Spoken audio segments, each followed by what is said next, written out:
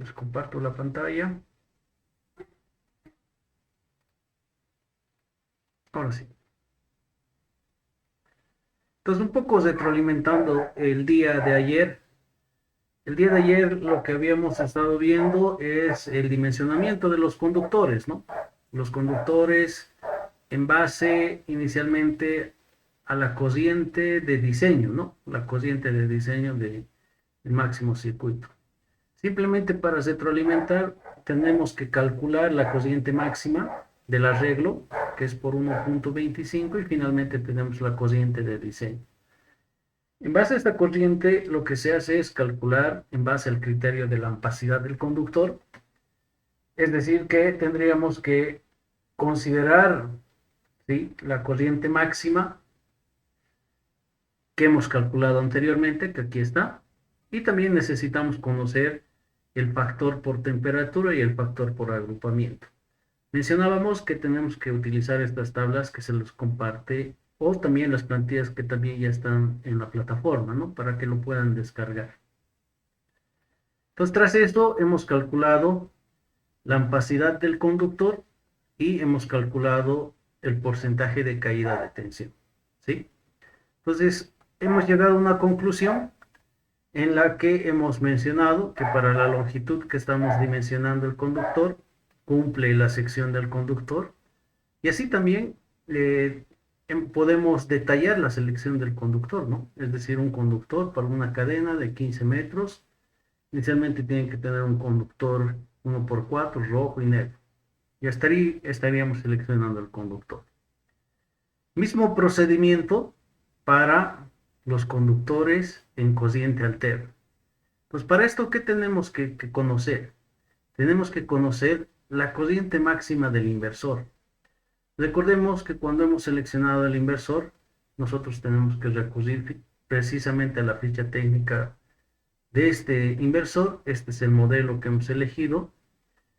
Y en los parámetros eléctricos del inversor, es decir, acá, si ustedes observan, dice salida, parámetros de eléctricos de salida, te indica la máxima corriente de salida, ¿no?, del propio inversor. Te da dos valores, 6,7 y 6,4. En este caso tendríamos que interpretar que el inversor trabaja a 60 hercios y a 50 hercios, ¿no? Entonces, la frecuencia en Bolivia es 50 hercios, entonces nos corresponde analizar bajo esta corriente máxima que tiene este propio inversor. Entonces, 6,7 es el valor. Entonces, subimos, vamos a la plantilla, colocamos este valor, 6,7, y pues recordemos que la corriente por 1.25 es el valor de la corriente de diseño que tenemos que considerar. Entonces el valor ya está multiplicando por 1,25, entonces ahí tenemos 8,38, el valor de la corriente, ¿no? Entonces, mismo procedimiento, decíamos, tenemos que ir a seleccionar bajo el criterio de la ampacidad del conductor un factor de temperatura y un factor de agrupamiento, ¿no? Entonces recordemos que estamos analizando bajo una temperatura máxima del lugar, a 35 grados. Y va a ser la misma condición que la anterior, ¿no? Va a ser la misma condición. Entonces, para eso, tomamos este mismo valor, 0,96, porque en términos de temperatura no va a tener alguna diferencia, ¿no? 0,96. Pero en el factor de ajuste por agrupamiento sí vamos a tener una diferenciación, ¿sí? Porque, a ver, déjame un minutito, aquí vamos a abrir un lápiz digital. Entonces, necesitamos el factor por agrupamiento. Y recordemos que en el lado de la corriente alterna, el inversor que estamos utilizando es un inversor en para una red trifásica 380 o finalmente para una red trifásica de 400 volts, es decir, 230 a 400 o 220 380. ¿Sí? Entonces, lo que estamos haciendo ahora es determinar cuántos conductores tendríamos que tener. Aquí vamos a hacer un círculo, vamos a seleccionar, por así decirlo, un ducto, y en el ducto van a ir mis tres fases, ¿no? Fase uno, fase 2, fase 3 y va a ir el neutro. Probablemente va a ir el cable de protección. Entonces vamos a ir poniendo los nombres, ¿no? Uno, esta es la fase 2, esta es la fase 3 que van a ir en ese ducto, el neutro y el cable de protección. Entonces, de igual manera, el criterio anterior, los cables de potencia son las que se consideran como conductores para el agrupamiento y este elemento que el cable de protección va a quedar como un elemento que no se contabiliza. Entonces, para considerar el factor de ajuste por agrupamiento, se entendería de que este ducto va a ser enfocado netamente para este proyecto. Entonces, son 4 conductores, con los 4 conductores 0,8 el factor por agrupamiento. Casi similar al anterior, ¿no? Entonces, si nosotros hacemos la división del factor a la cociente sobre el factor de temperatura y el factor de agrupamiento, vamos a tener un resultado, que es la ampacidad mínima que necesita un conductor para que pueda operar o transportar la cociente de diseño que estamos calculando. Entonces, en base a esto, tenemos que seleccionar un conductor y tenemos que ver la ampacidad de ese conductor, ¿sí? Entonces, nuevamente recurrimos a esta parte. Sin embargo, aquí ya vemos un listado de conductores, ¿sí?, enfocados a la cociente alterna. Es decir, que esta ficha técnica, por ejemplo, aquí dice, es un conductores con aislamiento de PVC, que es muy típico, ¿no? En las implementaciones de conductores, ¿sí?, en baja tensión, ¿sí? Entonces, si vemos, aquí dice ducto embutido, ducto en la tierra, bandeja perforada. En nuestro caso, casi siempre las instalaciones son bajo el concepto de ducto embutido. Entonces, si son ductos embutidos, seguramente tenemos que seleccionar un conductor en base a su cociente. Vamos a tomar el aislamiento PVC. Aquí vemos el de 1 milímetro, 15,5, el de 2, 21. Nuevamente vamos a nuestros cálculos y nosotros necesitamos 10. Redondeando 11. Recuperamos el valor, venimos acá, se entendería por 1,5, ya podría tener este valor, ¿no? 15,05 que cumpliría. El 2,5 también cumple, 21. Y todos los demás que están hacia arriba del 1,5 van a ir cumpliendo la ampacidad del conductor, pero hay un detalle aquí, ¿no? Es importante casi siempre recurrir a los manuales de instalación de los inversores. Y en los manuales de instalación de los inversores existen secciones mínimas a las cuales sus conectores se pueden, por así decirlo, conectar, ¿no? Y en base a esos criterios, en este caso, casi siempre los manuales te recomiendan que utilices mínimamente conductores de 4 milímetros. Entonces, en base a ese criterio, directamente vamos a seleccionar un conductor de 4 milímetros con una ampacidad de 28, que efectivamente estamos por encima de lo que necesitamos, y vamos a comprobar la caída de tensión, ¿sí? Entonces, venimos acá, indicamos que estamos seleccionando el de 4 y su ampacidad de este conductor de 4 kilovatios, bueno, de 4 milímetros es 28, ¿sí? 28. Entonces, a este conductor lo vamos a probar como un conductor en base al criterio de la ampacidad del conductor, ¿sí?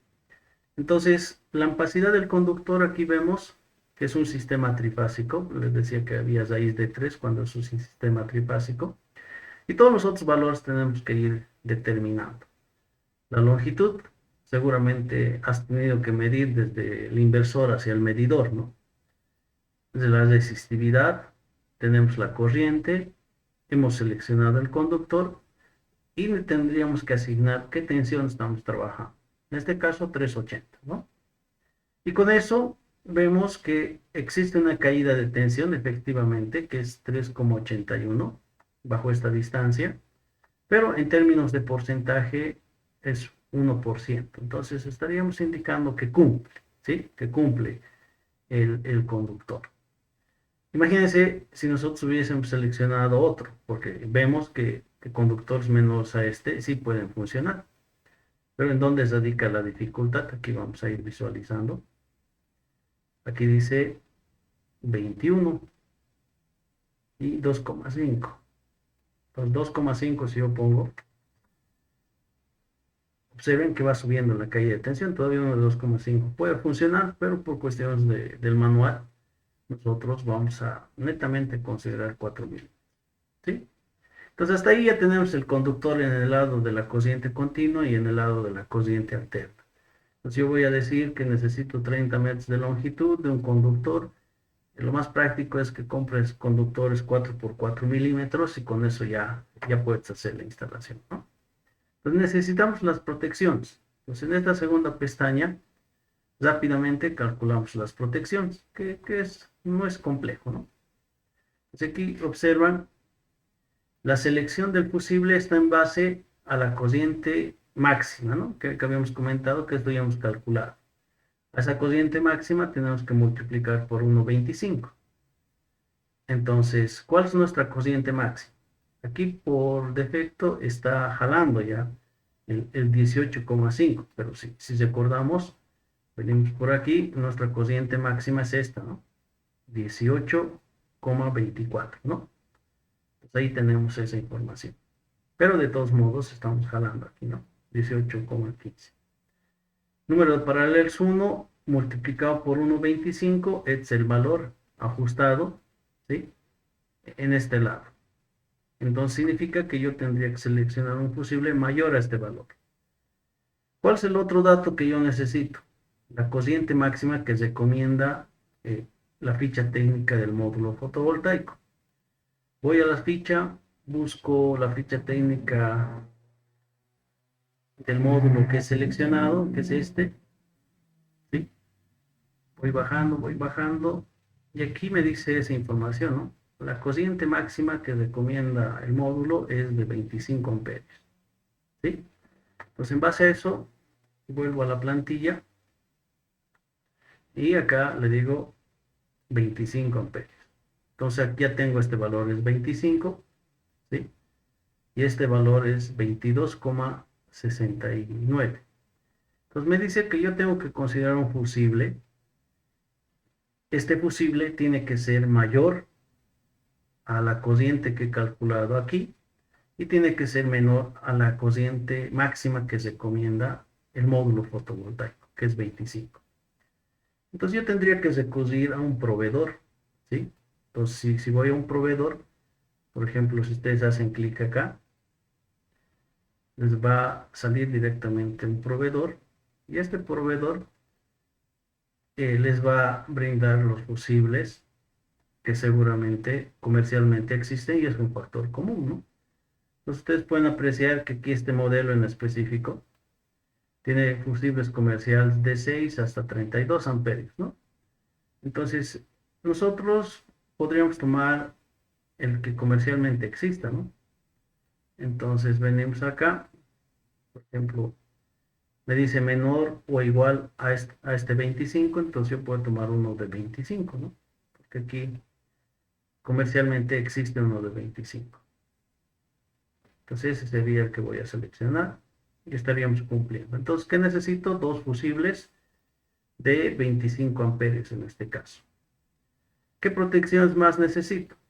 Necesito, siempre y cuando el inversor no lo tenga, estos otros dos componentes, ¿no? Les decía, si revisas el esquema o la ficha técnica, por ejemplo, sin ir muy lejos, revisaremos si el inversor tiene o no tiene. Entonces venimos acá, vamos bajando, y en esta parte dice, ¿no? Cortocircuito, protección contra sobretensión en alterna, y buscaríamos en corriente continua, si tienen. Aquí dice en AC, y aquí dice también protección contra sobretensión. Entonces, tiene, ¿no? Y aquí también te va diciendo, ¿no? Protección contra sobreprotección, tanto en DC como en AC. Entonces, con esto justamente necesitamos el de tipo 2. Entonces, sí tienen, ¿no?, los dispositivos. Entonces no sería necesario calcular, pero si no lo tuvieran, entonces calculamos nomás. Venimos acá, a esta parte, y lo que necesitamos es recuperar este valor de la tensión en circuito abierto corregido. Y recuerden que la plantilla anterior nos daba esa información, ¿no? Aquí les comparto un poquito de lo que estábamos viendo.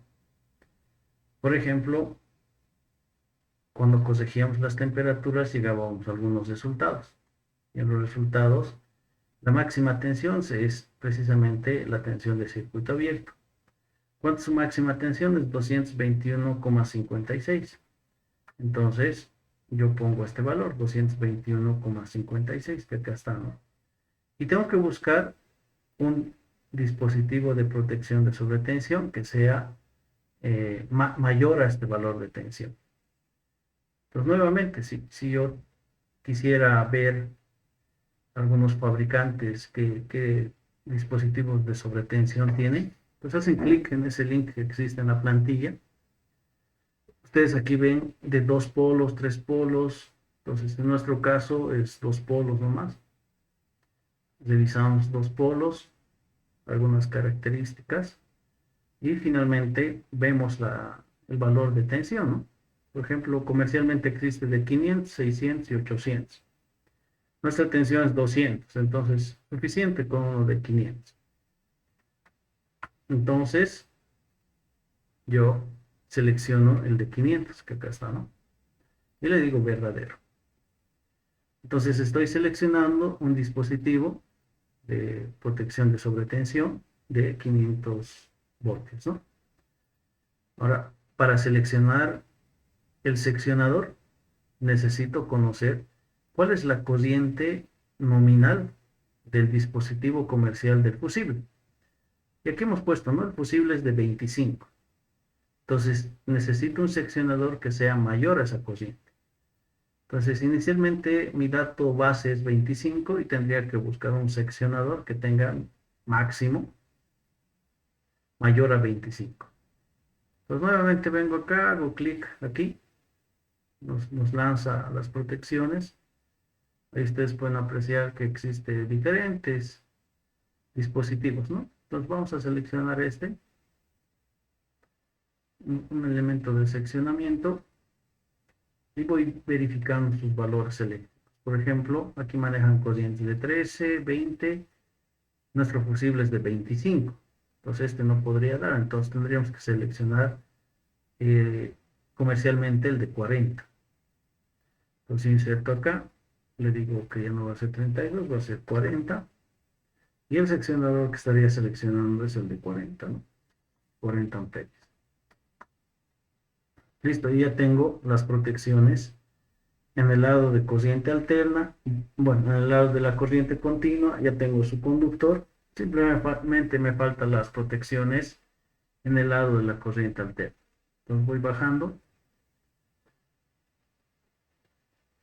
Sí, esto o bien lo vamos a eliminar. Esto no es parte de lo que estamos viendo. Entonces, necesito una protección contra sobrecorriente y necesito una protección, un SPD en corriente alterna. Son los dos únicos protecciones que tengo que seleccionar en la corriente alterna. Entonces, mencionábamos el día de ayer, en el lado de la corriente alterna, necesito un disyuntor, les había mencionado, ¿no?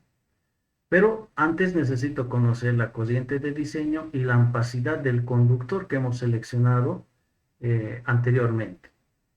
Entonces, recurso a la primera plantilla que hemos desarrollado. Aquí está la corriente alterna.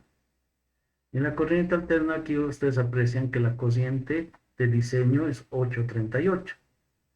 Pues vengo aquí a la plantilla y le digo 838. Es este, ¿no? Después necesito saber la ampacidad del conductor que he seleccionado. Entonces vengo nuevamente a la primera plantillita, bajo. Este es el conductor que he seleccionado y esta es su ampacidad del conductor, 28. Entonces inserto este valor de 28. Pues, ¿qué me dice la regla para poder determinar un disyuntor termomagnético? Es que yo tenga que seleccionar un dispositivo comercial nominal que sea menor a la amperidad del conductor, pero que sea mayor a la corriente de diseño que estoy considerando. Entonces yo podría ir seguramente a dispositivos comerciales. Recuerden que los fabricantes, indistintamente de la marca, manejan, ¿no? Mismos valores comerciales en muchos casos. En este caso vemos aquí está un elemento de maniobra, que es el disyuntor, y podríamos ver sus cocientes nominales, ¿no? Puedo seleccionar el de 10, el de 16, el de 20 y el de 25, ¿sí? Que estoy dentro del rango. Entonces voy a seleccionar este, el de 16. Entonces tengo que asegurarme, por ejemplo, aquí pongo 16. 16 es mayor que 8. 16 es menor que 28. Entonces cumplo con esta formulación para poder hacer selección, ¿no? Selección del dispositivo, ¿no? Entonces necesito un disyuntor, ¿sí? Un disyuntor de 16 amperios, pero seguramente este disyuntor es tetrapolar, ¿no? Porque ya estamos hablando de alterna, son cuatro los conductores, las tres fases y el neutro, ¿no? Tetrapolar. Y el último elemento de protección que habíamos visto es la protección contra sobretensiones. Entonces, ¿qué necesito saber? La tensión en alterna. La tensión en alterna es 380, la que estoy manejando. Entonces busco un SPD que sea mayor a esa tensión. Entonces, vengo acá, tendría que buscar protecciones en alterna, ¿sí? Acá está protecciones en alterna. Justo este fabricante está enfocado a la provisión de todo tipo de dispositivos. Y en alterna, observen, nosotros el esquema que podemos manejar es tres fases, un neutro o finalmente cuatro polos. Entonces nos corresponde a estos tres últimos, ¿no? En base a eso, nosotros tendríamos que seleccionar eh, este valor, ¿no? Específicamente uno de 385 o 420 nominalmente en términos de trabajo, ¿sí? Entonces yo vengo aquí y le digo, uno de 420 se ajusta tranquilamente a lo que necesito. Entonces, cumplo, ¿no? Entonces ahí yo ya tengo seleccionado mis protecciones en alterna, mis protecciones en continua. Ya tengo seleccionado mis conductores y ya puedo hacer la adquisición de todos los componentes de mi proyecto. Simplemente me falta canalización, seguramente, ver por dónde van a ir. Y algunos detalles en términos de tablero, ¿no? De cómo podría acomodar, que ya es la visión del que va a ser la construcción. Entonces, con eso estaríamos concluyendo esta parte de la selección de conductores y protecciones. Y finalmente estaríamos entrando a la última fase del curso, ¿no? Que es la simulación. No sé si hasta ahí tienen algunas consultas.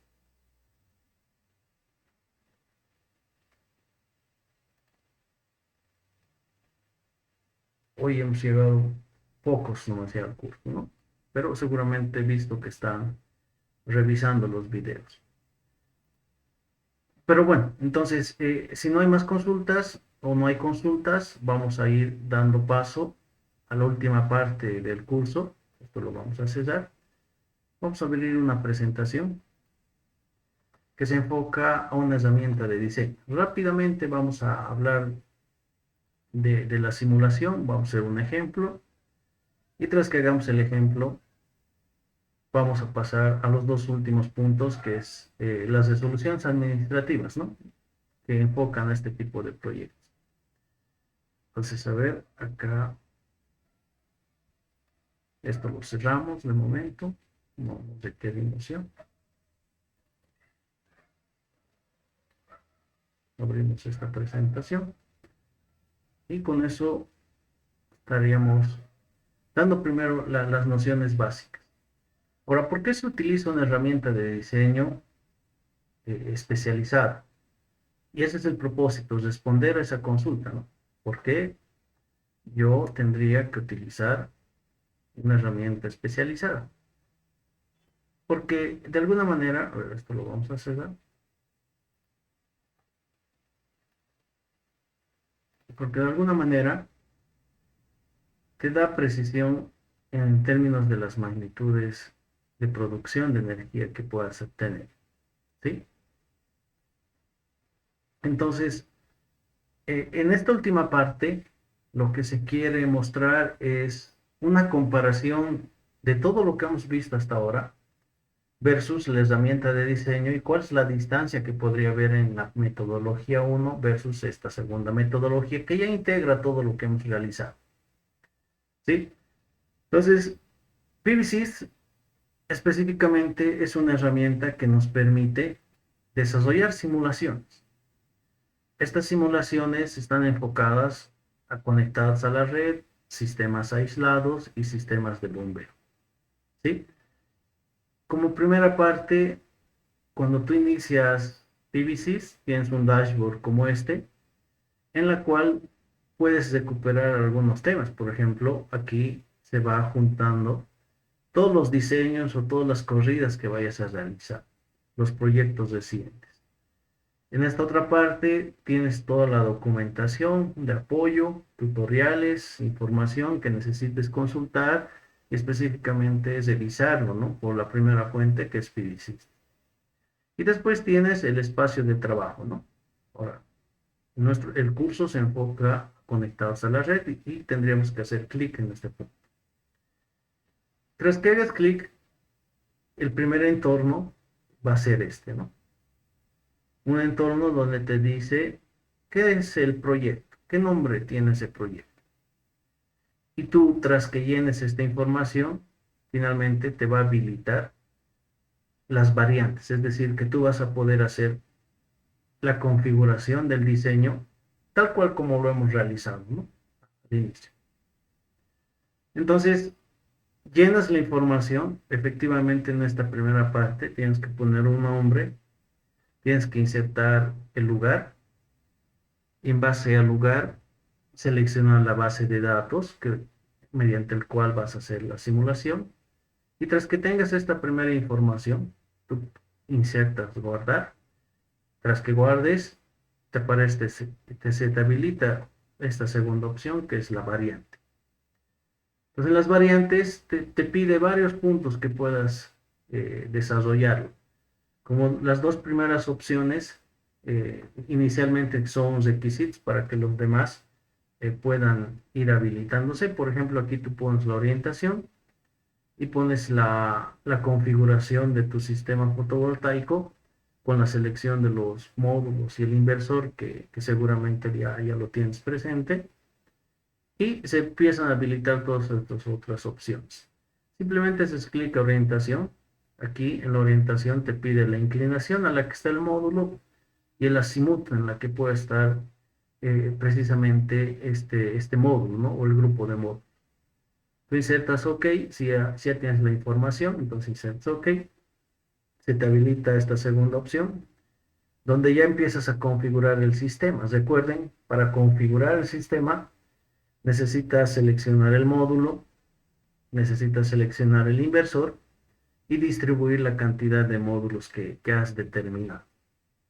Pues la primera parte es una fase previa, ¿sí? Puede ser una fase previa para que migres toda la información a PVSys y se valides todo lo que has realizado, una segunda o tercera de validación, ¿sí? Entonces, si ya tienes desarrollado el proyecto, efectivamente acá vas a poder recuperar toda esa información. Y si fuera así, tendrías un resultado como este, más o menos, ¿no? Configuras los módulos en serie, cuántas cadenas tienes, seleccionas el inversor, seleccionas el módulo. Esto tiene que coincidir con el diseño preliminar que has realizado y en función a eso tú puedes poner simulación. Tras que simules, te va a aparecer pantallas como esta, donde te va calculando, el propio algoritmo del programa empieza a hacer interacción seguramente con su propia lógica de programación y te va generando recursos e información. Por ejemplo, si ya terminan la simulación, tienes toda esta información para interpretar algunos resultados métricos de producción, de la productividad específica del lugar, etcétera. Y finalmente tienes un informe. Del informe, los datos más relevantes es la producción mensual, que está en esta parte, y cuánto es la producción anual. Por ejemplo, aquí nos da la productividad específica, es 1285 de este ejemplo. Si tú multiplicas por la potencia fotovoltaica que has insertado acá, te va a dar esta producción de energía. Este es el dato que les hemos brindado al inicio, ¿no? Para calcular la potencia fotovoltaica. Entonces, tiene su diagrama Schenck de pérdidas. En esta primera parte te dice cuánto es la irradiación, bueno, la radiación en el lugar, y a cuánto llega finalmente con las pérdidas que va experimentando el propio programa. Y también te dice cuánto es la producción que genera inicialmente los módulos, pero en la medida que va experimentando pérdidas en el paso de ese recorrido de la corriente, llegas a tener un resultado final, no el mismo del inicio, obviamente porque pasas por varios sectores, los módulos, el inversor, y finalmente la producción de energía se traduce efectivamente a 11,57 en este ejemplo, ¿no? Entonces, esos son los resultados, por así decirlo, finales, ¿no? Del proyecto. Entonces, ese es el procedimiento, esa es la base para poder realizar una simulación. Entonces, en base a eso, vamos a realizar ahora mismo la simulación del mismo proyecto que hemos enfocado al inicio. Entonces, ¿qué vamos a hacer? Iniciamos con la apertura de PVC. Este programa está en la plataforma. Es una versión craqueada. Se los dejo en Classroom para que cada uno de ustedes pueda, de alguna manera, practicar, tener el recurso. Si quisiera ir profundizando, pues puede ir indagando la información, ¿no? Entonces, este es el entorno que les decía. Nosotros hacemos clic a conectados a la red. Tras que hagamos la conexión, bueno, tras que ingresemos, los primeros pasos es seguramente dar información al programa, ¿no? Entonces, este es un ejemplo. Vamos a poner que es nuevo, ¿no? Nuevo. Le decimos que este es un ejemplo. Hoy es, por ejemplo, proyecto Uruguay, lo vamos a poner, ¿no? Después, observen, yo no puedo guardar porque me pide más información. Tengo que poner la ubicación del lugar. Entonces, para eso vamos a ir insertando la planilla, primeramente, ¿no? Aquí está la planilla. Este es el lugar, ¿sí? Este es el lugar. En base a estas coordenadas vamos a ir buscando el lugar, ¿sí? Entonces yo pongo aquí más en esta plataforma.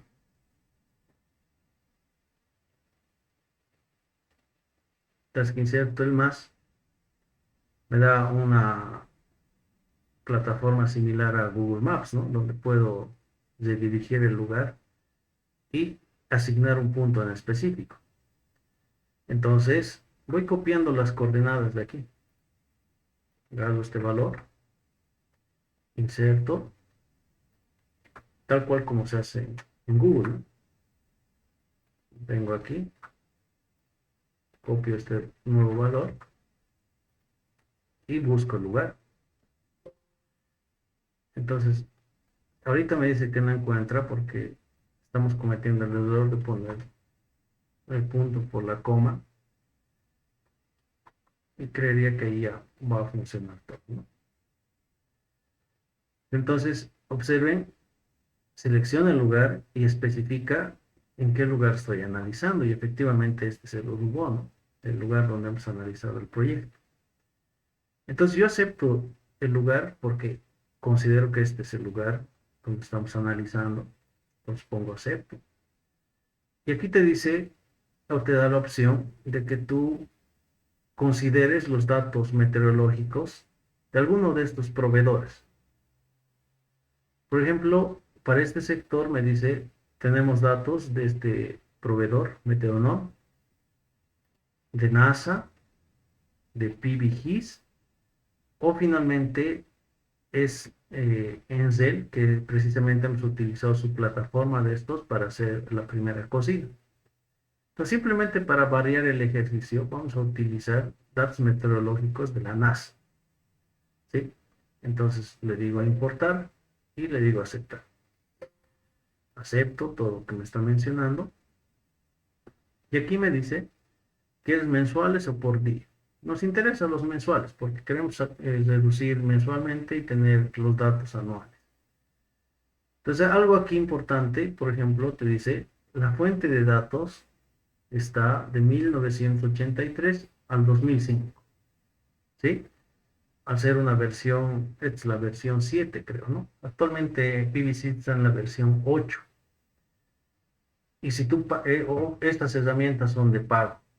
Y si tú pagas la versión 8, te están dando datos meteorológicos hasta el 2025, ¿sí? O sea, más actualizado.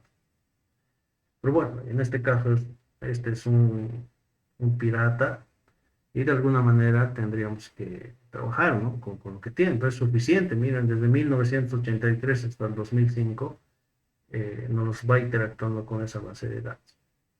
Entonces, en base a eso, yo pongo OK, acepto el lugar y tras que acepte, me genera el lugar los datos meteorológicos, que es la irradiación global del lugar, para hacer las simulaciones. ¿Sí?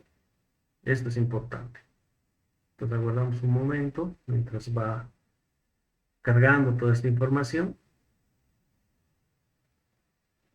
¿Sí? A ver. Listo, ¿no? Ya está acá. Ya está el lugar, entonces ya me permite guardar y le digo guardar. Y acepto, el proyecto se está guardando. Y se habilitan estas dos opciones. Entonces, aquí me pide que yo inserte la orientación. En la orientación, recuerden que hemos tomado un valor, ¿no? En el momento del diseño del proyecto, aquí le dijimos que esto va a estar a 15 grados y que va a tener un azimut de 11, ¿sí? Acá lo hemos visto, ¿no? El azimut, ¿dónde está? Aquí, ¿no? O azimut de 11. Pero para reconfirmar, tendría que abrir mi diseño, ¿no? Por ejemplo, yo pongo 11, la inclinación bueno, la desviación del norte respecto al módulo 11 me dice que está orientado hacia el oeste. Entonces yo trataré de confirmar. Entonces para eso vamos a abrir el diseño. Entonces vengo aquí. ¿Dónde está el diseño? Acá está el diseño, ¿no? Pues voy a ir viendo de que tenga similitudes, condiciones, porque al final tengo que tengo que insertar toda la información que yo ya tengo.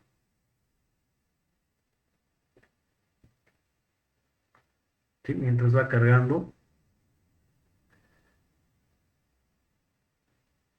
demos un momentito de tiempo.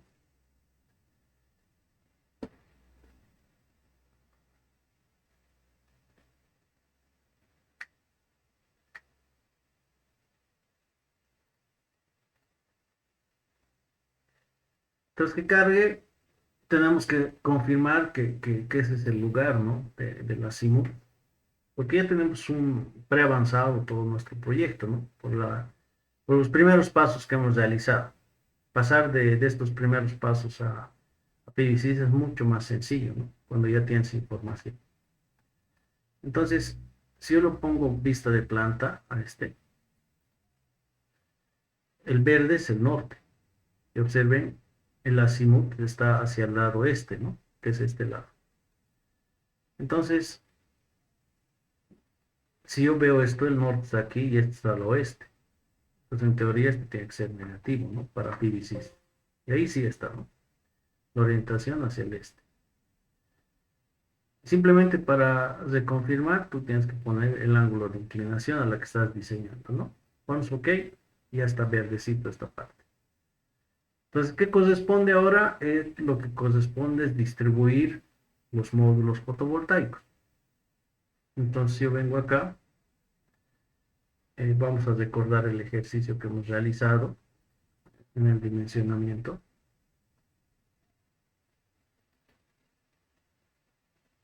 En el dimensionamiento que hemos realizado.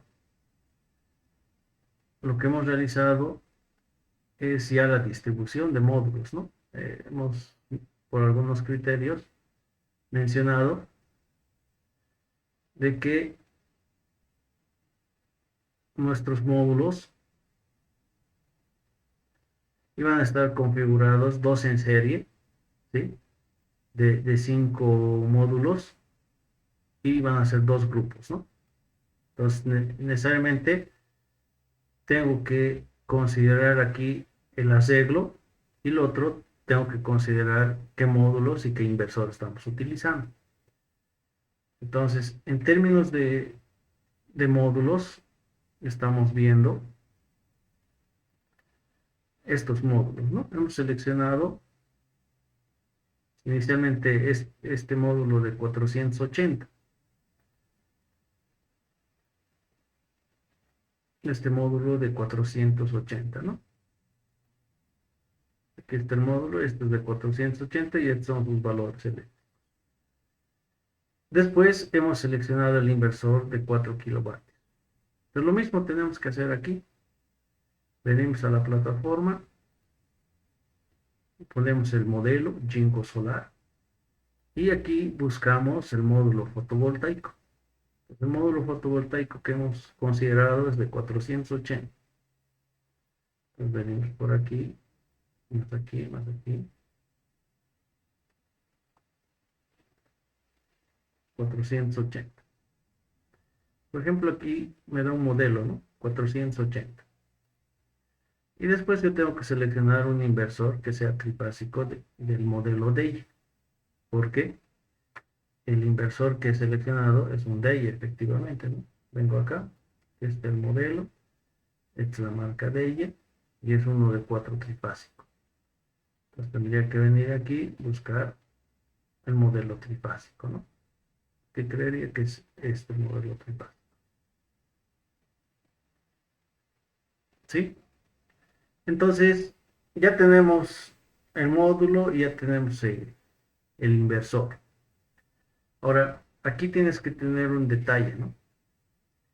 Estos archivos que vienen para PVCs, ¿qué hace el fabricante? El fabricante de módulos sabe que ya existe estos simuladores y también sabe que las personas que revisan la información necesitan tener la información del módulo inicialmente en PDF como este, para que nosotros podamos visualizar sus valores eléctricos, ¿no? Pero así también sabe que existe PVC y es por eso que genera esta misma ficha técnica, pero que tenga una extensión compatible para PVC, que es una extensión PAN, ¿no? Entonces, la misma información técnica está en este archivo. Entonces, si tú abres el archivo, aquí te dicen los valores eléctricos, ¿no?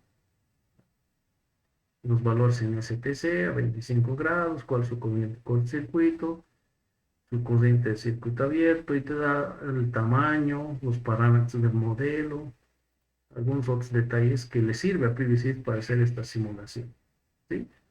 Entonces, esa es la diferencia, ¿no? Entonces, ya tenemos el módulo, ya tenemos el inversor, y nos toca considerar cuál es el diseño que yo he realizado para este ejercicio. Vengo a la presentación, era estas dos distribuciones, ¿no? Dos cadenas en serie de 5 módulos. Total 10 tiene que dar, ¿no? Entonces aquí le digo, voy a utilizar dos MPPTs. Una cadena tiene 5 módulos que estén en serie, aquí están 5 módulos, y van a ser dos cadenas. Entonces yo vengo a los resultados acá, resumen del sistema global, dice, ¿no? 10 módulos, la potencia es de 4,8, corroboro con lo que ya hice la primera avanzada, 4,8, ¿sí? Y son 10 módulos, ¿no? 10 módulos. Pues listo, ya estoy bajo las condiciones que he realizado. Ahora, ¿qué virtud más te da esta plataforma? Por ejemplo, te lo calcula los valores eléctricos que nosotros hemos calculado en la plantilla. Aquí está la tensión máxima de potencia a 60 grados, te lo está calculando. Dice 162. Te lo calcula la tensión de circuito abierto a menos 10 grados y te dice que es 236. Entonces, para comparar esto, nosotros podríamos revisar nuestras plantillas.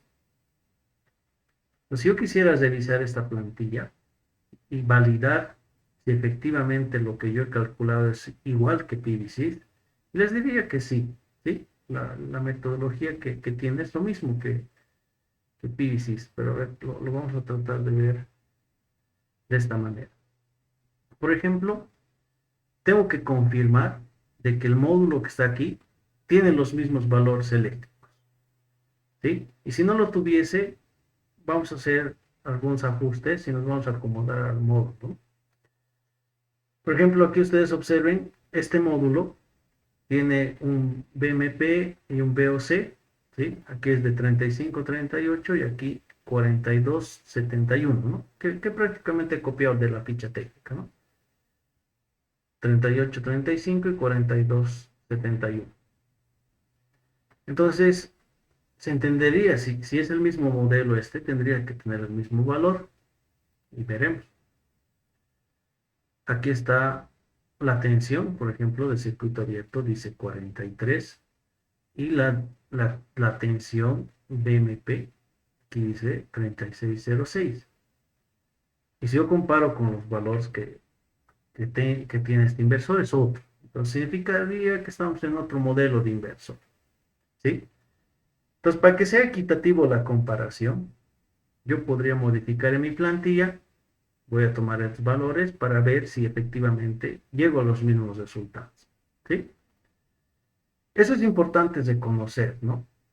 Si tú manejas la simulación con un modelo comercial de módulos, no vaya a ser que el archivo que tengas en PVC no corresponde a los valores eléctricos que tiene tu módulo fotovoltaico. Y eso es importante ir viendo, ¿no? Entonces, si vas a adquirir un módulo comercialmente y quieres hacer alguna simulación, tendrías que pedirle a ese proveedor que te comparta el archivo con extensión PAN, aquí dice, ¿no? Una extensión PAN, y tenga los valores eléctricos iguales al que lo tiene en PVC, porque de otro modo vas a tener otros resultados, ¿no? Entonces este es el caso.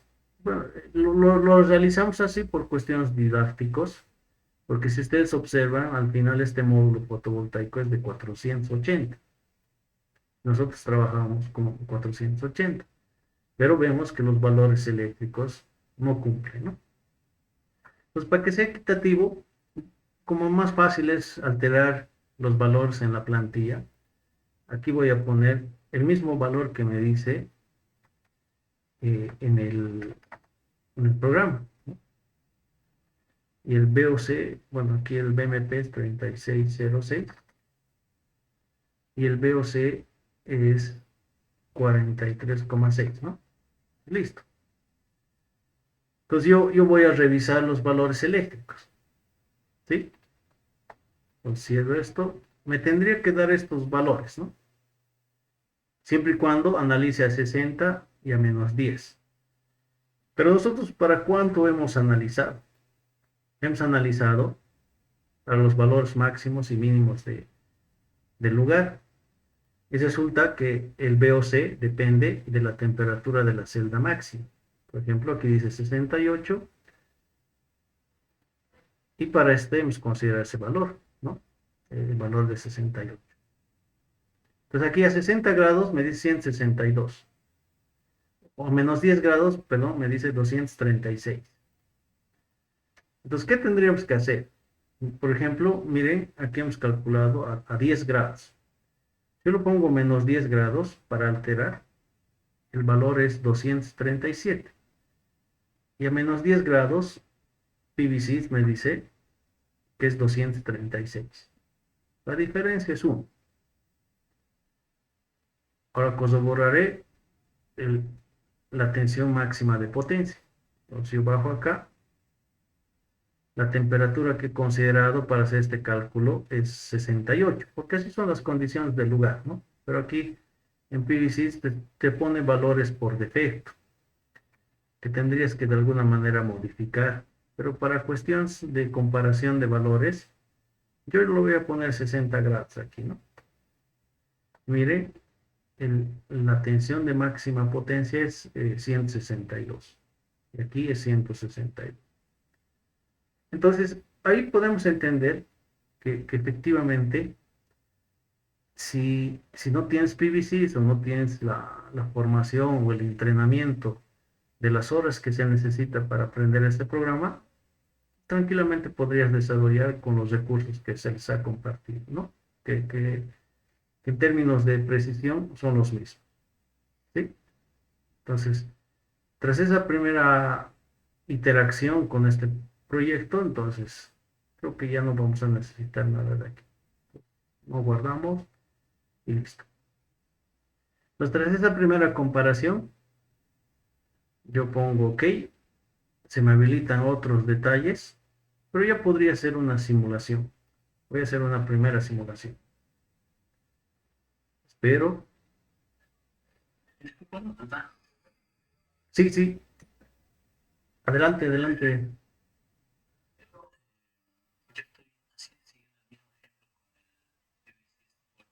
Ujú.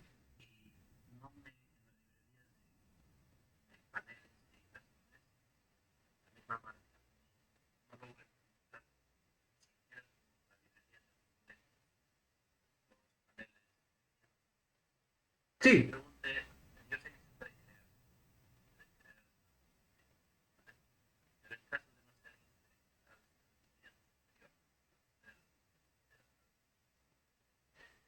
ya. Dos detalles. El que lo puedas crear lo veo un poco complejo porque en realidad no podrías saber todos los detalles que tiene el proveedor para este enfoque de la ficha, para este módulo, ¿no? Eso es uno. Lo que puedes hacer es capaz copiar el modelo que tiene un módulo que tengas, copias el modelo, pero vas alterando los valores eléctricos nomás que tuvieras en la ficha técnica, que es la otra opción. ¿Sí? Copiarías el modelo de funcionamiento del módulo anterior, digamos, y vas insertando el valor eléctrico. A ver, vamos a tratar de hacer eso ahorita. Pero antes, dame un ratito. Este es uno. O sea, ¿qué es lo ideal? Que el proveedor te comparta el archivo PAN, ya naturalmente que viene desde el fabricante. Y esa es la limitación, ¿no? En nuestro caso, cuando hacemos este tipo de proyectos, recuerden que existe todo un abanico de proveedores. Y resulta que tú quieres hacer la simulación con un módulo que estás adquiriendo, en este caso Ginkgo Solar, ¿no? Y si no tienes, tendrías que pedirle al proveedor. Y lo vas cargando a la plataforma, ¿no? A PVC. Por ejemplo, yo lo voy cargando. Efectivamente no deben tener ninguno de estos porque en mi caso yo trabajo con Ginkgo Solar. eh, la institución donde presto servicios es importador precisamente de este producto. Y todos los módulos que traemos bajo con el propio archivo PAM para las simulaciones en los proyectos que desarrollamos. Pero cuando no existiría, por así decirlo, ¿qué puedes hacer? Vienes aquí a abrir, copiar, puedes copiar el archivo. Creo que por aquí era el camino. A ver, vamos a tratar de hacer. Alguna vez hemos realizado eso. A ver, aquí estamos todo bien. Si tú pones, creo, aquí un valor, hemos puesto B2. Por ejemplo, aquí que está diciendo, estás guardando un nuevo archivo con otra versión. Entonces, ese es el camino. Tú vienes, abres este archivo, bueno, asumamos este, ¿no? Justo no hay 480, solo es 470. Tú le dices que es una versión 2, lo vas a cambiar a 480. Vas a modificar algunos valores eléctricos, digamos esto 45 y esto 36, ¿sí? Y pones OK. Te dice que estás copiando, tú le dices guardar. Y listo, aquí te aparece la segunda versión. Acá está, ¿no? Versión 2. Aquí está la 1, la original, y esta es la versión 2. Pero podrías hacer algunas modificaciones. Por ejemplo, sigue marcando 470, entonces aquí lo pongo 480 y lo pongo OK. Claro, esto no es el procedimiento ideal, pero cuando no tienes otra más que realizar, entonces tendrías que someter acá está, ¿no? La versión 2 que hemos utilizado. Lo ideal es que el proveedor te lo comparta este archivo y lo insertes. Es lo más recomendable. ¿Sí? Eso es respondiendo a tu consulta, estimado Carlos. Muchas gracias. Entonces, ya tenemos los valores. Yo lo voy a poner cancelar, porque ya tenemos una primera cosida. Y si ya tenemos la primera cosida, nos ha brindado un valor de producción. Yo vengo aquí a informe. Y en el informe, por ejemplo, yo ya podría tener acá toda la información que he insertado. Latitud, la longitud, la base de datos que estoy utilizando, el azimut, el producto que estoy utilizando, este es el modelo, este es el inversor. Y ahí me va calculando algunos temas que hace PVC. Por ejemplo, yo les compartía la productividad específica, ¿no? Porque yo he realizado simulaciones orientadas al norte con una cierta base de datos y nos daban productividades específicas ideales, digamos, ¿no? Que nos permiten hacer los cálculos que hemos realizado. Pero si tú multiplicas esta productividad por el valor de la potencia, vas a tener como resultado la energía. Igual te lo calcula PVC, ¿no? Algo de los gráficos, lo que nos interesa de esta tabla es esta columna. Esta columna hace referencia a la producción mensual que tiene el proyecto. Y esta es la producción anual del proyecto, que se resume en esto, ¿no? Energía producida. Entonces, al final te va mostrando algunas series de información que seguramente esto sí lo tienen que profundizar, necesita sus horitas de trabajo en esta plataforma para poder ir interactuando, ¿no? Pero al final, ¿qué nos dice? Que estamos produciendo 705 megavatios o 7005 kilovatios al año, ¿no? En esta primera cosita. Pero recuerden que hemos hecho dos pasitos. Hemos puesto la orientación y hemos puesto el sistema. Ahora yo voy a insertar un poquito más de información al proyecto. Voy a decir, voy a considerar algunas pérdidas. En este caso, le voy a decir que el módulo está en circulación libre de aire para el tema de la temperatura. Después le voy a decir que existe suciedad en el lugar. Aquí dos conceptos. PVSys te inserta un valor porcentaje, un valor de porcentaje por defecto cuando no conoce el lugar, pero si ya tienes experiencias en pérdidas por suciedad en algún sector que estés analizando, podrías insertar el valor que experimentes. Bajo el valor experimental que nosotros tenemos, consideramos un 5% en promedio en Bolivia, ¿sí? Que se aleja un poquito del 3 que recomienda PVC, ¿sí? Por las diferentes condiciones y las características que tiene Bolivia, ¿no? Dos detallitos estamos poniendo, aunque podríamos insertar más. Un tercer concepto que les sugiero que consideren es la indisponibilidad del sistema. En algún momento van a desarrollar mantenimientos y seguramente esos proyectos, si tú no consideras darlos de baja, es que no estás asentando eh, estos periodos de paralización y obviamente eso incide en la producción de energía del proyecto, ¿no? Entonces aquí puedo poner por defecto, me aparece 3 periodos, pero si efectivamente tienes más periodos de mantenimiento, podrías establecer valores, ¿no? 4, 5, los que consideres necesarios.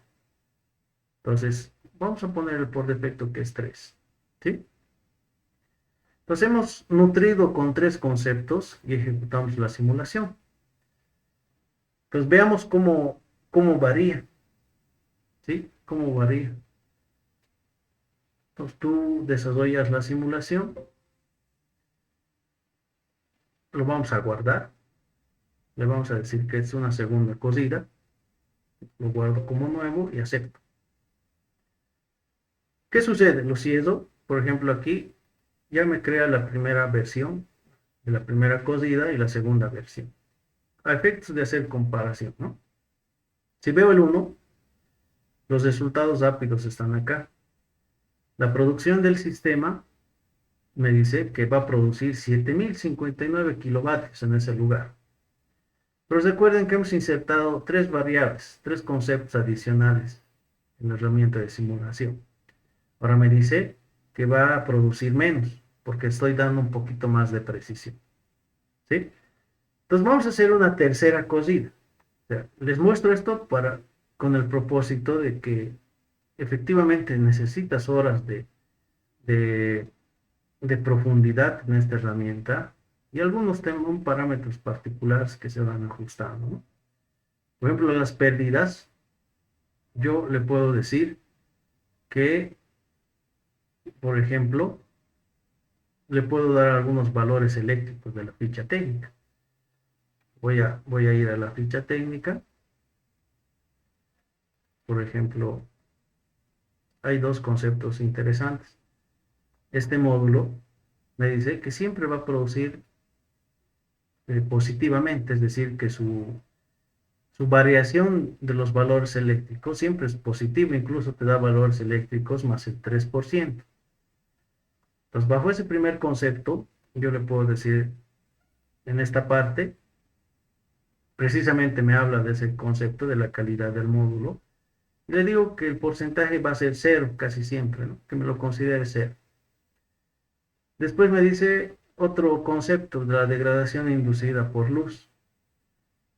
Si voy al módulo fotovoltaico, puedo recuperar ese valor de la degradación inducida por luz. ¿Qué es este valor? ¿Sí? La diferencia entre estos 2 valores. Entonces, 100 menos 99 es 1. Yo podría insertar ese valor y decirle que efectivamente la degradación por luz es 1. Listo, le pongo OK. Voy a insertar un diseño. ¿Sí? Voy a insertar el diseño. Entonces vengo a mi dibujo. ¿Sí? Vengo al dibujo.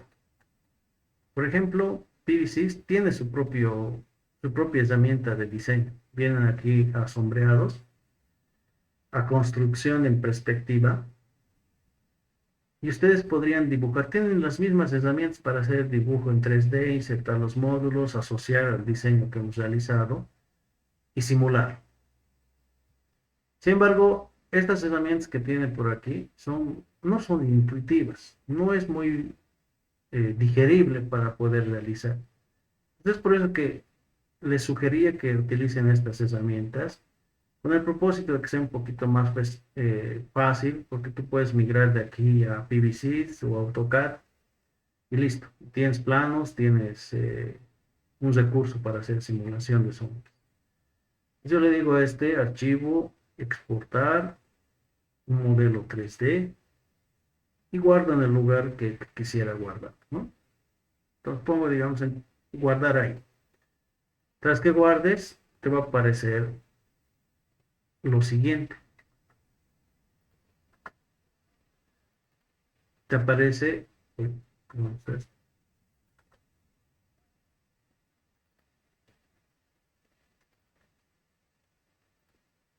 a ver, ¿te parece todos estos archivos, no?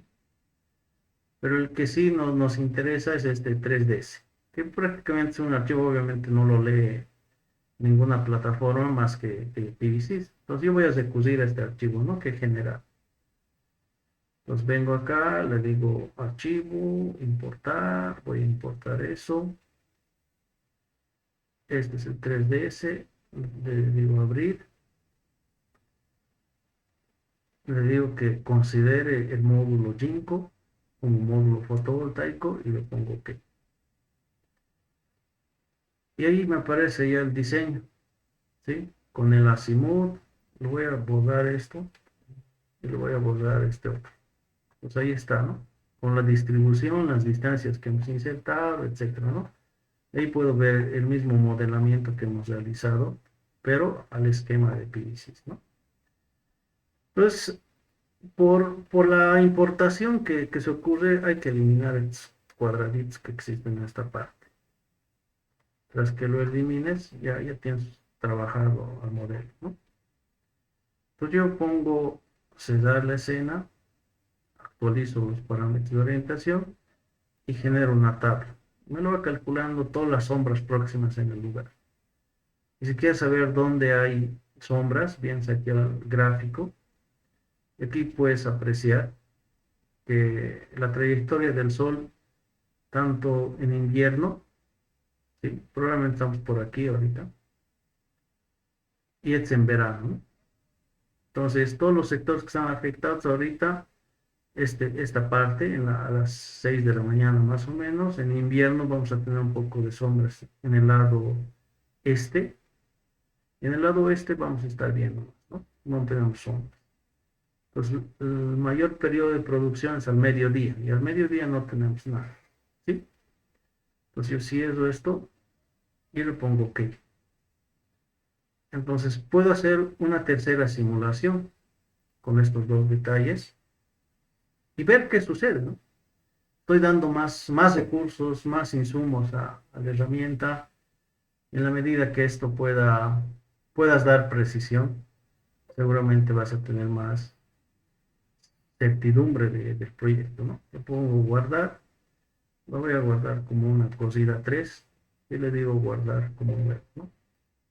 Entonces veremos en términos de energía cómo ha cambiado todo eso.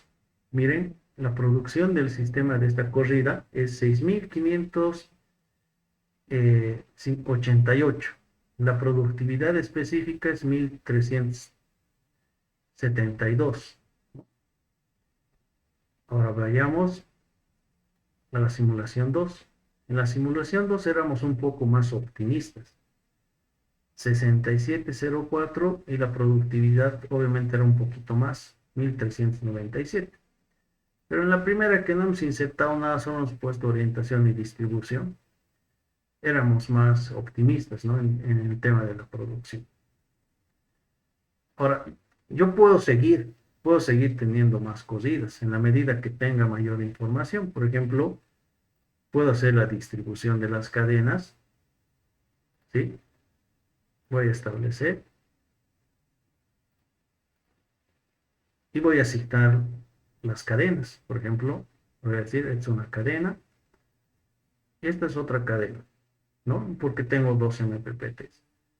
Le voy a decir que me lo genere el sombreado y le diré que sea para el periodo más crítico, que es en junio, ¿sí? El solsticio de invierno. Le digo calcular, me lo voy a empezar a calcular sombras. Aquí veo que en la mañana existe efectivamente a las 7 más o menos, pero durante el día ya no, ¿no? Pues cómo se ve mi escena 3D, más o menos así lo has distribuido, ¿sí? Así está más o menos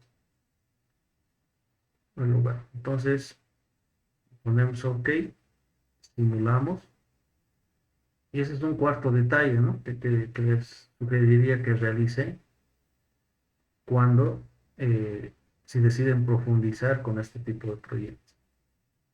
Entonces, esto va cargando más,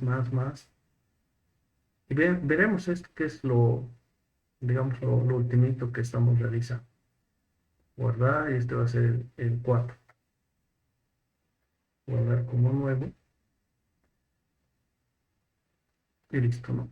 El resultado es 6.583 de producción. Si vamos con el 2, con el 3, perdón, 6.588. Ha bajado 5 kilovatios, ¿no? Por el análisis de sombra. 5 kilovatios, ¿sí? Entonces, ¿cuál es el propósito de esta herramienta? Más allá de hacer el diseño, la distribución de los módulos, te da una fiabilidad en términos de producción de energía. Recuerden que con este proyecto tenemos que cubrir una demanda. Y si nosotros comparamos con todo lo que hemos realizado en la parte teórica, creo que es esto, resulta que nosotros teníamos una demanda, ¿no? Una demanda de energía de 6.379. Y nosotros hemos ido calculando en base a todos estos procedimientos y hemos hecho un prearmado, hemos insertado información y finalmente esta plataforma PBWatts, que es de Enel, te decía que vas a producir 6.790. Pero resulta que con PVSys, utilizando otra base de datos, estamos produciendo 6.583.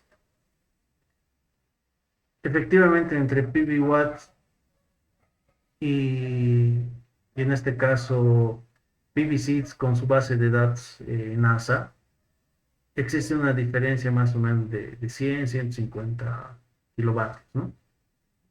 Entonces, en la medida que vayamos dando precisión con valores técnicos a ambos lados, seguramente vamos a ir asentando un poco el proyecto.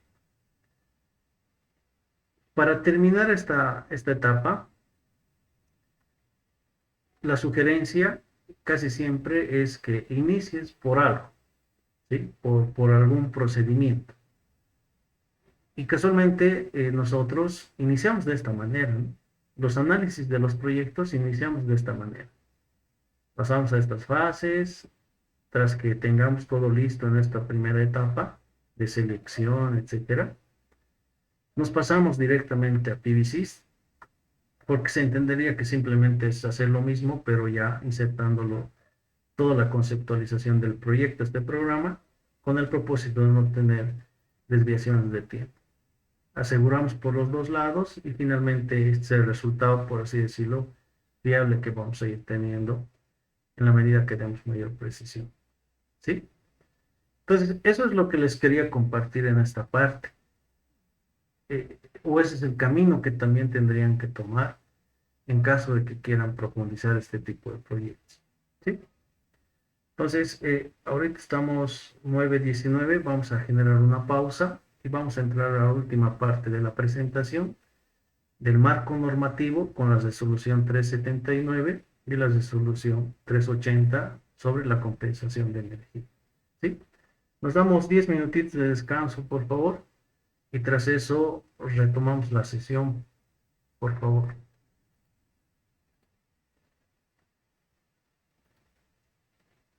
¿Sí? Hace referencia principalmente al marco normativo. Habíamos hablado en la primera unidad, el decreto 5167, bueno, hablábamos del 4477 y el 5167.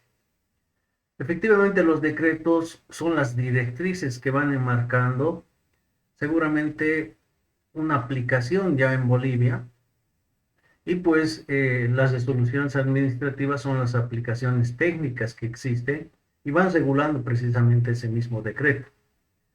Es en ese sentido que el decreto 5167, que de momento está vigente, a toda persona que quisiera hacer la implementación de este tipo de proyectos, le interesa bastante el decreto, bueno, la resolución 379, y los que quisieran conocer un poco del tema de la retribución de la energía es la resolución 380, ¿sí?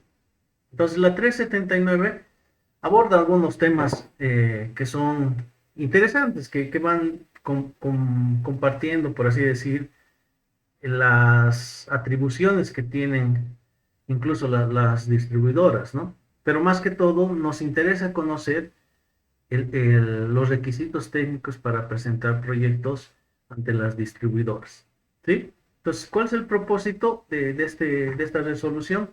La resolución tiene como propósito precisamente establecer los requisitos y los plazos y procedimientos para la regularización de los generadores distribuidos, ¿sí? Es en ese sentido que se puede ir desarrollando prácticamente todo el procedimiento técnico que pueda haber. Entonces, inicia con algunos elementos claves, ¿no? ¿Quién es el generador distribuido?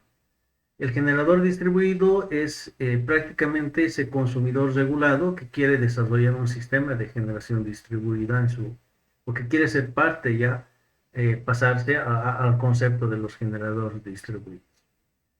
También en este decreto habla del autoproductor, y el autoproductor simplemente puede ser las categorías industriales de transporte masivo o que brinda servicios básicos. En ese sentido, los autoproductores que quisieran ser generadores distribuidos pueden ser todas las categorías industriales o mi teleférico, mi tren, que prácticamente se apertura a este tipo de concepto.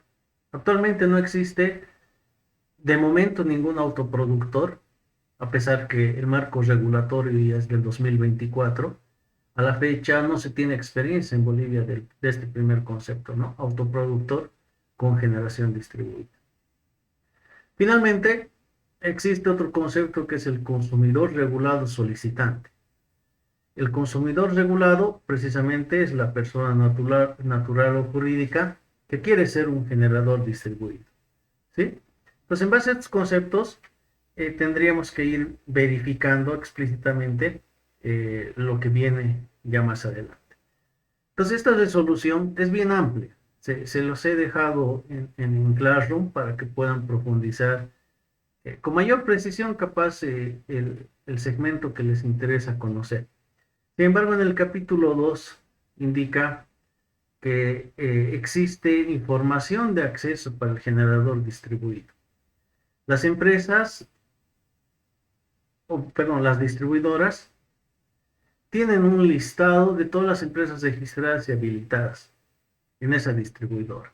Si tú quisieras desarrollar un proyecto, por más profesional que seas del ámbito, no vas a poder desarrollar este tipo de aplicaciones. Necesariamente tienes que desarrollar mediante la inscripción inicialmente ante la distribuidora, les decía, ¿no? En la primera unidad, porque efectivamente las empresas autorizadas sí van a poder realizar este tipo de proyectos. Entonces, el listado lo tiene cada distribuidora para que puedas contactarlos y después, tal vez por una prestación de servicios, tener un contrato. Otro detalle importante es que las distribuidoras te entregan un formulario cuando quieras hacer la inscripción a generador distribuido. Este formulario es un formulario rápido de presentación donde está todos los detalles del consumidor regulado, la potencia que vas a instalar, cuánto vas a generar, también números de contacto, y tendrías que adjuntar toda tu memoria eléctrica, ¿sí? La distribuidora tiene que verificar inicialmente antes de recepcionarte esa documentación que seas consumidor regulado del propio lugar. Es decir, que seas parte de la jurisdicción que tiene cobertura esa distribuidora. No tienes que tener cuentas pendientes y, bueno, eso es lo más relevante, ¿no? Que tiene la distribuidora. Entonces, en base a eso, también esta resolución categoriza a los futuros generadores distribuidos. Es decir, que un generador distribuido puede ser inscrito bajo las tres categorías que existen, o las tres clasificaciones que existe de acuerdo al cuadro 1 de la resolución 371. Usted dice, si las potencias son menores a 10 kilovatios, esto hace referencia a la potencia nominal del inversor, entonces vas a ser o vas a inscribirte en la categoría de nanogeneración.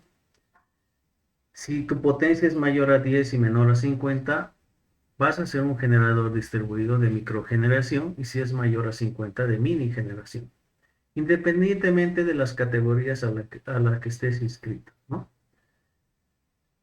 Y así también existe la clasificación de inscripción de los autoproductores con generación distribuida. Los generadores distribuidos con autoproducción son los de la categoría industrial. Entonces, estos tienen las mismas características que los generadores distribuidos, a excepción de una categoría adicional que es la macrogeneración, mayor a 500 y menor a 2000 kilovatios. ¿Sí?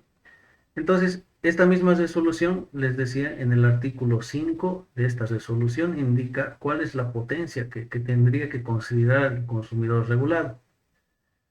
Y la potencia es la instalada preliminar del sistema de generación distribuida, será la que considere necesaria el consumidor regulante, solicitante. Entonces, no existe expresamente una potencia límite para que puedas desarrollar, sino que puedes considerar la que consideres que sea necesaria, ¿no?, para tu consumo.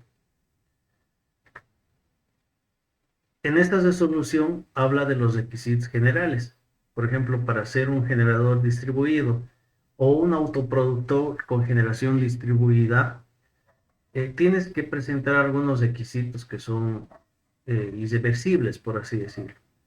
Uno de ellos es que tienes que tener un contrato de servicio de electricidad con la distribuidora eléctrica, ¿no? Entonces, si quieres ser generador distribuido, tienes que tener un servicio de prestación de servicio. Es decir, que efectivamente tienes que pagar tu mes a mes ante la distribuidora. Tienes que tener tu acometido y tu medidor. Al inicio, la primera unidad preguntaba a Freddy, me acuerdo, que si en el lugar, en las áreas rurales donde no tienen energía eléctrica, ¿qué sucede con ellos? No entra en este esquema y no hay un marco regulatorio para sistemas fotovoltaicos aislados. Entonces tienes la libertad de desarrollar el proyecto que necesites, ¿no? Pero en este caso, si es generación distribuida, tienes que tener un contrato, ¿no?, con la distribuidora. Tienes que contar, si es una persona jurídica, contar con el poder de representante legal. Otro detalle que se ha sumado en este decreto es que tienes que acreditar el inmueble. Es decir, que tienes que presentar tu folio real de tu propiedad o finalmente el pago de impuestos en la cual acredite la propiedad o la tenencia de ese inmueble. ¿Sí?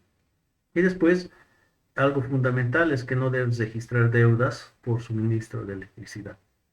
Entonces, en base a eso, puedes ya recuperar esta información, adjuntar a tu carpetita, porque son documentos que tiene que revisar la distribuidora. Y además de eso, esta resolución te indica los requisitos técnicos que tiene que tener un proyecto. Ya lo hemos trabajado bastante, ¿no? Pero simplemente esto ya se les viene a la mente seguramente, pero efectivamente son todos estos componentes que tiene que tener un proyecto fotovoltaico.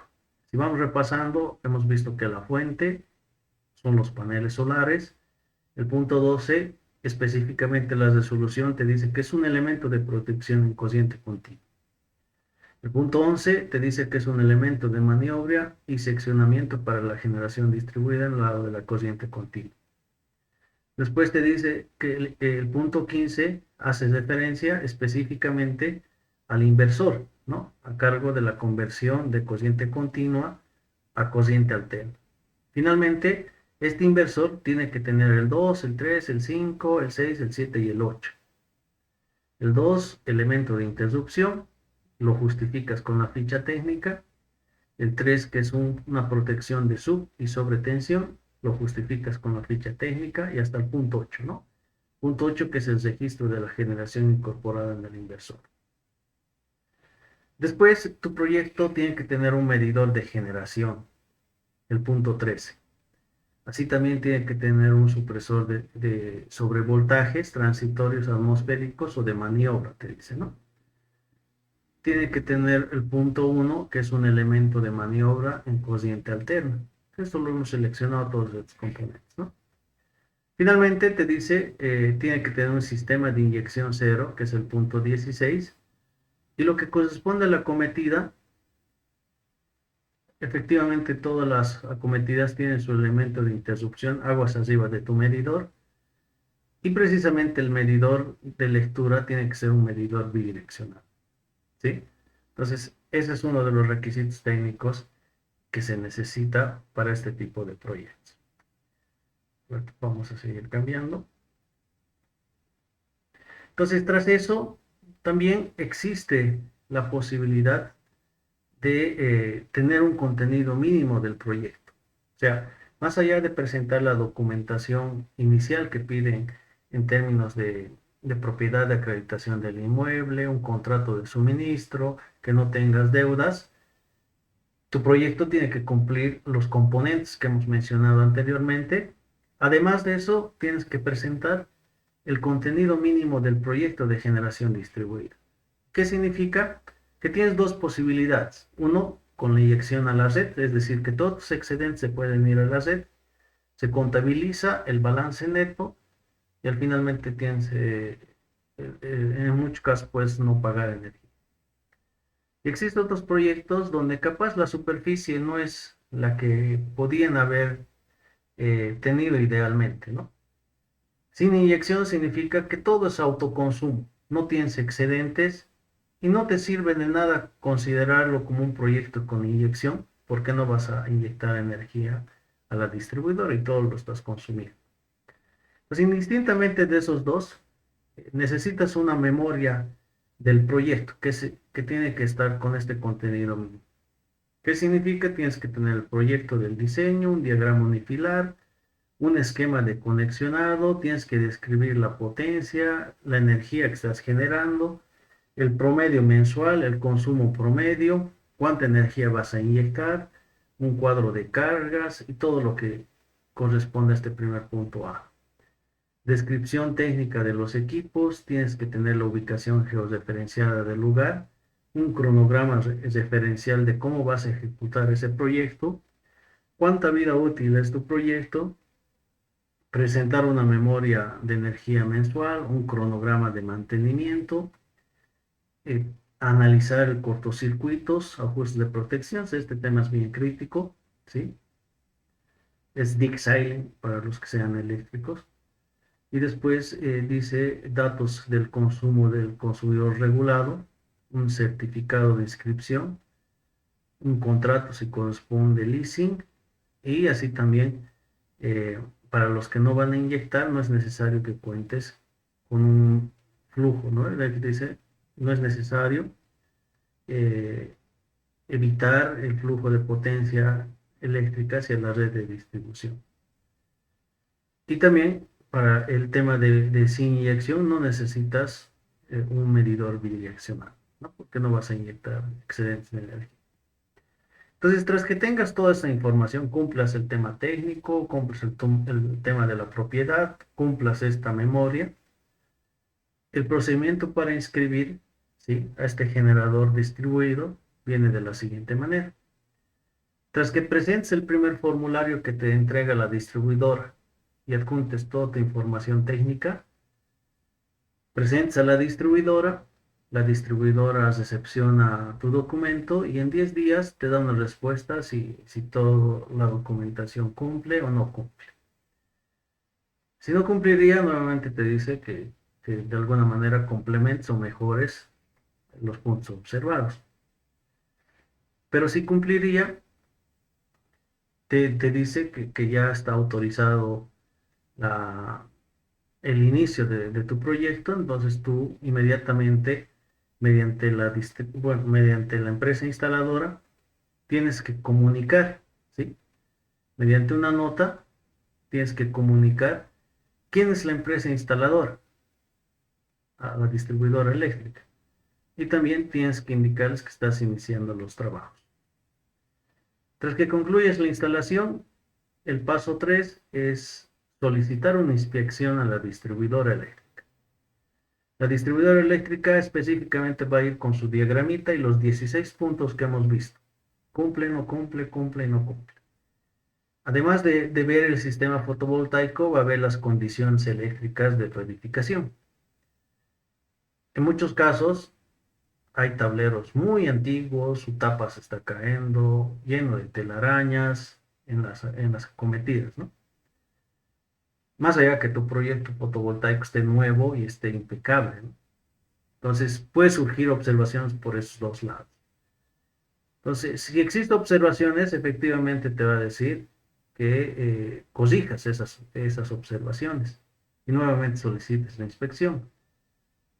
Pero si existe la aprobación, en menos de 2 días ya te firmas el contrato, registras con la distribuidora eléctrica el proyecto y ya tienes la conexión a medidor bidireccional. Entonces ya puedes tener el mecanismo de compensación de energía. ¿Sí? Entonces ese es el procedimiento. Si vamos contabilizando 10 más 5 más 5 más 2, ponle 20 días, en teoría tendría que durar el proceso de registro. Sin embargo, este es un esquema ideal, ¿no? Nosotros tenemos experiencias que hay proyectos que se han paralizado en 2 años, no tienen respuesta a la distribuidora.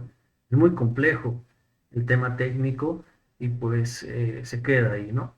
Muchas veces no es la observación al lado del sistema fotovoltaico, sino más que todo al lado del consumidor, ¿no? Desde la cometida. Entonces, hasta aquí la resolución administrativa 379 permite darte toda esta información, ¿no? Es todo lo que tienes que cumplir y cómo tienes que desarrollar el acceso para ser un generador distribuido, ¿sí? No sé si tienen alguna consulta hasta ahí. Una consulta, Ujú. en el paso 3 del contrato que se firma. Sí, es netamente el consumidor regulado con la distribuidora eléctrica. El último Y este pasito. contrato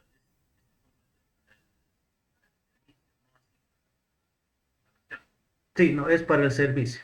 Es decir, que a partir de ese contrato ya vas a entrar en el mecanismo de compensación de energía a partir de ese momento. Es decir, que ya puedes inyectar y la distribuidora ya tiene preparado el medidor, incluso configurado para que puedas hacerla, para que el lecturador vaya y lecture el consumo y la inyección de excedentes.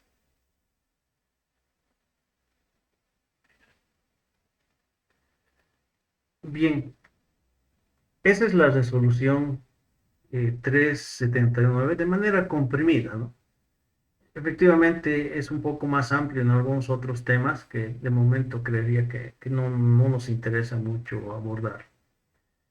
La otra resolución que hace diferencia y que también es de interés para todos los que quisiéramos implementar o finalmente incentivar a la generación distribuida es la resolución 380. La resolución 380 se enfoca al mecanismo de retribución para la energía inyectada de distribución. Entonces, ¿qué significa? Que precisamente esta resolución habla específicamente de la medición neta y cómo se va a abordar o cómo las distribuidoras tendrían que abordar eh, los escenarios que se van a ir dando con los consumidores regulados. ¿Sí? Entonces, esta resolución tiene un alcance y te indica que el alcance específicamente es de aplicación obligatoria para todos los usuarios que se instalen o se encuentren operando un sistema de generación distribuida. Es decir, ahí ingresan las categorías de nanogeneración, microgeneración y macrogeneración. Es decir, todo el entorno que conceptualiza la generación distribuida, específicamente a todos. ¿Y cuál es el propósito? Es la retribución por la energía inyectada, que ese es el plus que ha tenido estos marcos normativos, ¿no?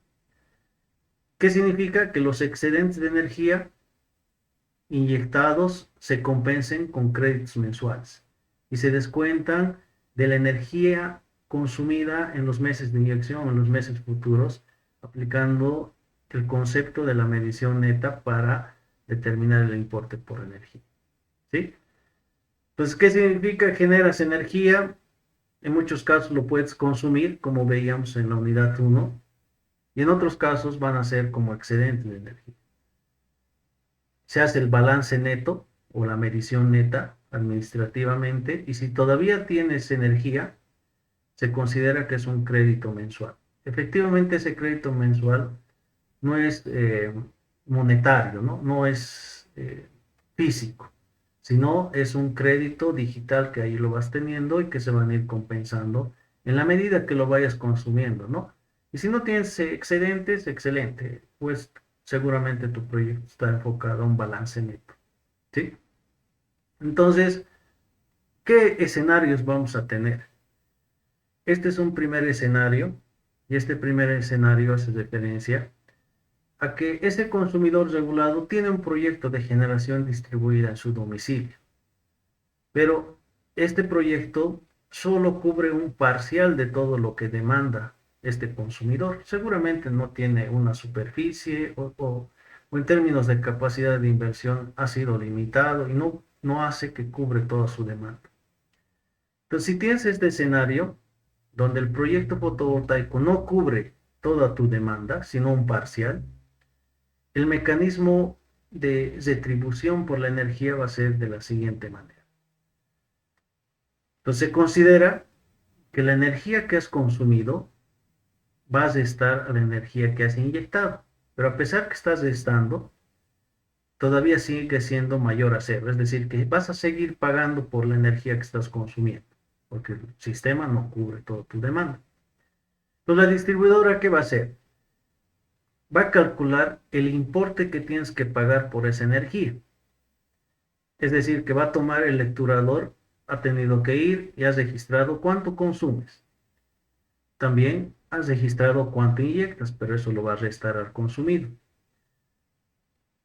Y el que va a estar haciendo la facturación va a revisar si tienes algún crédito a favor para restar en ese mes.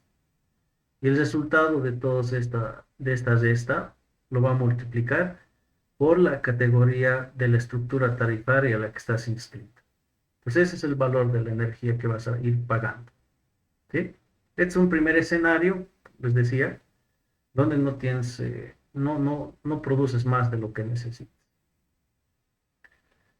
Vamos a tener un segundo escenario, donde el sistema fotovoltaico cubre las necesidades energéticas de ese consumidor regulado, es decir, que hay un balance neto entre ambos. Entonces, la distribuidora, ¿qué va a hacer? Va a tener este escenario.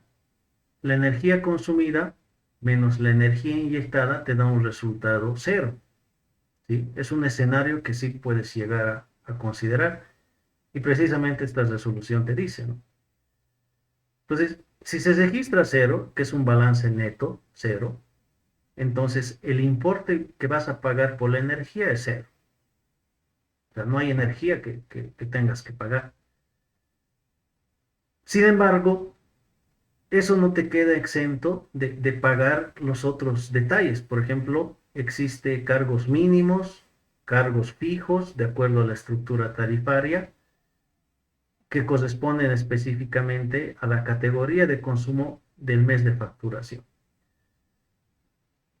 Al inicio decíamos, o bueno, cuando analizábamos el aviso de cobranza, yo les decía, el sistema fotovoltaico se enfoca a la potencia activa y también se enfoca a reducir el importe por energía, ¿no? Y las otras variables efectivamente van a seguir teniendo el mismo comportamiento.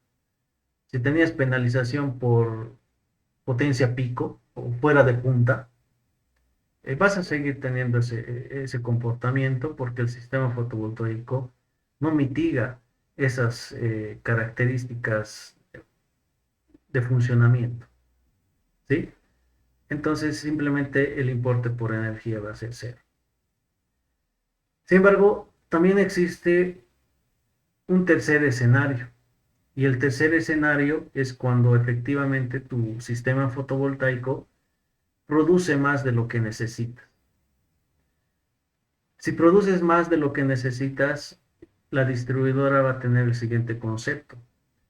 La energía que consumes menos la energía que inyectas, efectivamente es menor a cero.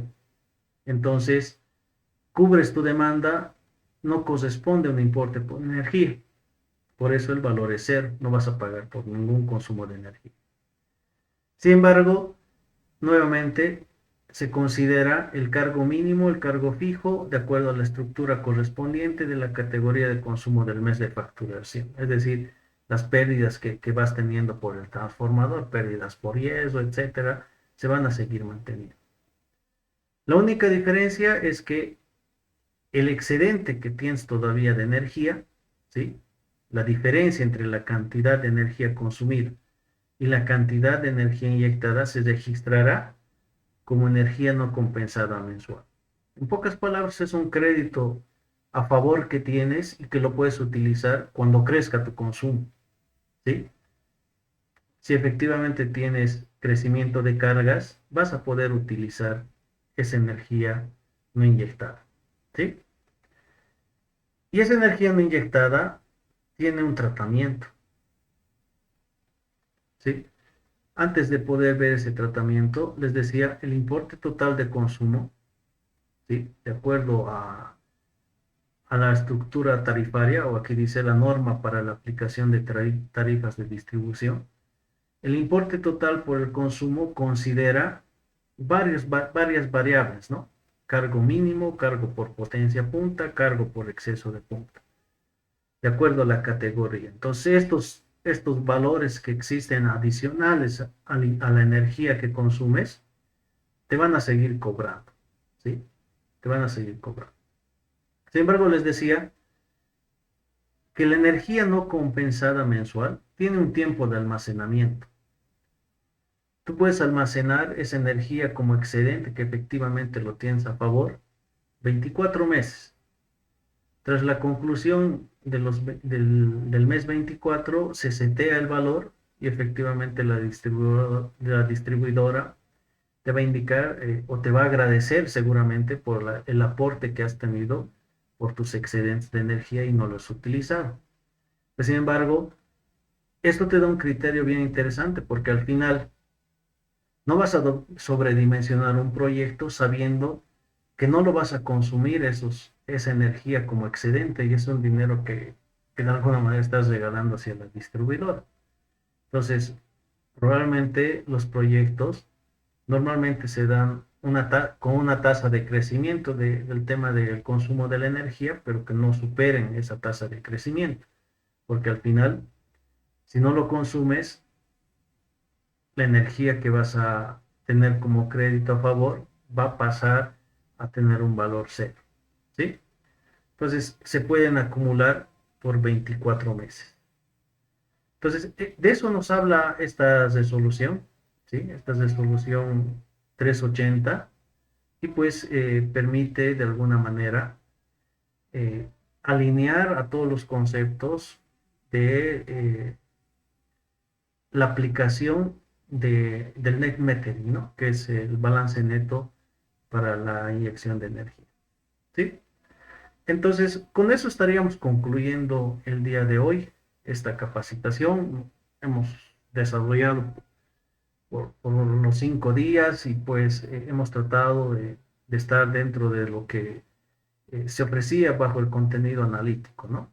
Todos los que quisieran colaborarnos, capaz seguir nuestras redes sociales, más que todo con impacto, les invito a que capaz puedan colaborarnos con un like o finalmente seguirnos si quisieran tener algún tipo de formación adicional respecto a las energías renovables. ¿Sí?